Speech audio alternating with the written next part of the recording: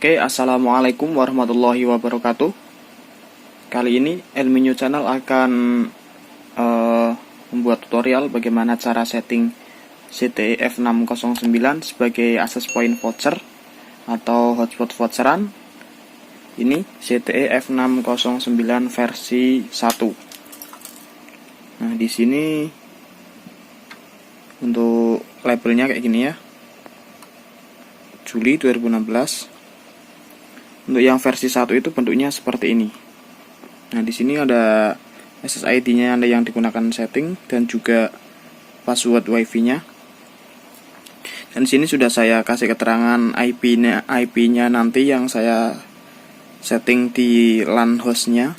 Saya gunakan IP ini atau IP dari rank hotspot biar bisa di remote management. Sebelum di setting, langkahnya yang pertama yaitu di reset terlebih dahulu. Untuk meresetnya bagaimana? Silahkan disimak berikut ini. Yang pertama saya siapkan dulu yaitu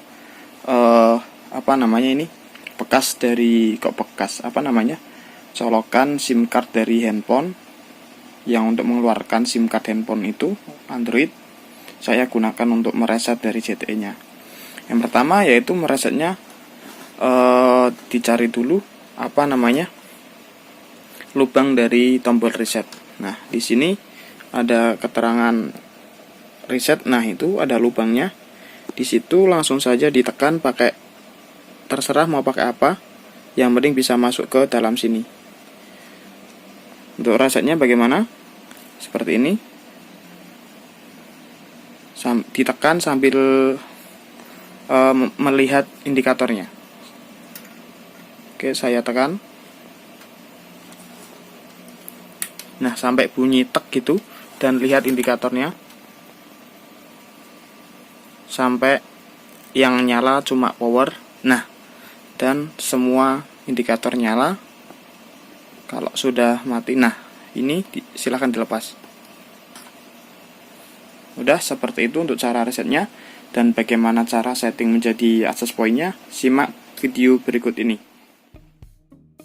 Oke, setelah CTE F609 versi 1-nya di reset, langkah selanjutnya yaitu hubungkan WiFi dari laptop ke CTE F609 versi 1. Nah, di sini untuk SSID-nya masih default dan untuk password-nya terdapat di balik atau di bawah ONT CTE F609. Nanti saya fotokan, nanti saya sertakan di video ini di pojokan, nanti saya fotokan ya. Nah, setelah terhubung ke CTE F609 lalu masuk ke browser, ketikkan 192.168.1.1 enter. Nah, di sini sudah masuk di halaman login konfigurasi dari CTE F609 versi 1. Untuk loginnya jangan menggunakan yang bukan administrator atau user biasa. Kalau misalkan user biasa itu kan pakainya user begini kan. Nah, di sini bisa masuk, tetapi agar kita bisa membuat one connection-nya, kita menggunakan super admin. Untuk user dari super admin-nya itu apa? Kalau biasanya kan admin Telkom DSO 123 kayak gitu, biasanya kan kayak gitu. Nah, kayak gini ya, tapi ini nggak bisa, nggak tahu kenapa. Dan coba saya menggunakan admin. Nah, di sini bisa masuk, berarti untuk username dan passwordnya admin. Dan ini berbeda-beda ya untuk CTE F609 itu. Nanti saya sertakan di deskripsi untuk username dan password yang lainnya kalau semisal kalian tidak bisa digunakan untuk login. Untuk langkah yang pertama, setelah masuk di halaman konfigurasinya, kalian pilih menu network interface, kalian pilih menu network, lalu one connection. Setelah itu connection name-nya kalian create connection, lalu untuk new connection-nya diisi terserah. Kalau saya biasanya diisi bridge wifi ini. Untuk nama koneksinya ini terserah, kalau saya sih seperti ini. Terus untuk tipenya pilih bridge connection. Untuk enable VLAN-nya jangan diaktifkan. Untuk service listnya pilih internet, lalu create. Nah, setelah tersimpan untuk koneksinya, lalu kemudian pilih menu port binding yang terdapat di network one port binding. Setelah itu untuk ini namanya SSID di checklist, terus LAN 1, LAN 2, LAN 3, LAN 4, agar nantinya bisa buat paralel untuk LAN 2, LAN 3, LAN 4 nya. Untuk SSID satunya juga menjadi bridge, intinya seperti itu, atau jembatan ini menghubungkan. Terus submit. Oke, setelah seperti itu kalian pilih menu WLAN. Setelah ke menu WLAN, ke security terlebih dahulu, biar nanti saat tidak terhubung atau terputus, biar nggak usah memasukkan sandi lagi. Nah, di sini kalau voucheran itu kan biasanya nggak pakai apa namanya password wifi-nya ya, atau open gitu ya. Di sini untuk source SSID-nya SSID 1, authentication tipenya dipilih open system. Untuk web encryption-nya disable nggak apa-apa. Terus submit.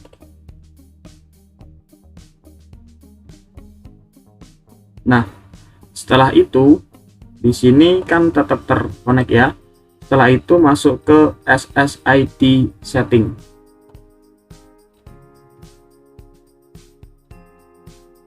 SSID setting. Di sini apakah terputus jaringannya? Oh iya, terputus. Karena kan sudah diganti untuk passwordnya ya. Hubungkan lagi.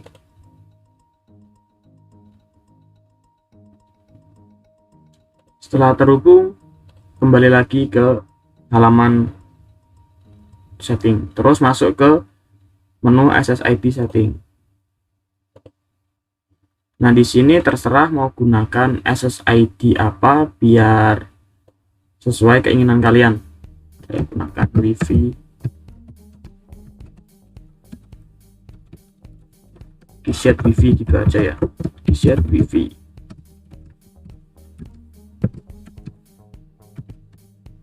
Nah, setelah itu submit, maka si wifi-nya ini akan terputus karena kan sudah diganti untuk SSID-nya.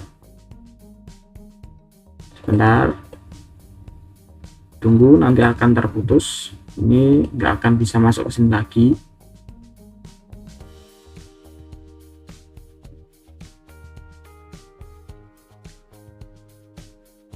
Nah kan, ini terputus. Nah, hubungkan lagi ke Keyset Wi-Fi.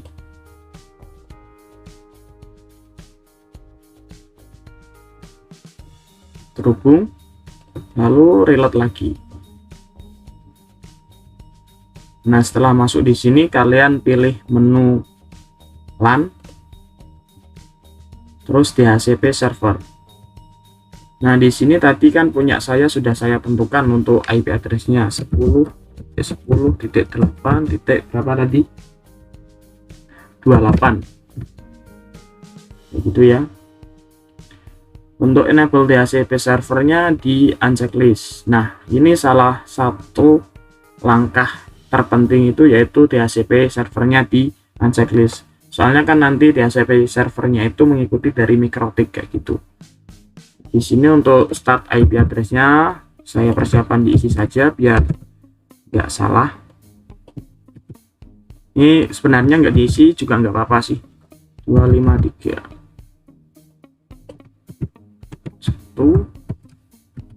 terus ininya satu. Nah, lalu submit.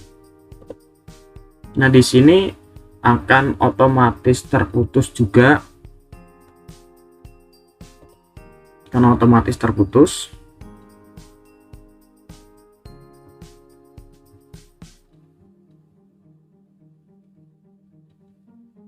karena kan DHCP servernya sudah dimatikan dan tidak bisa terhubung lagi ke wifi-nya, soalnya DHCP servernya sudah dimatikan.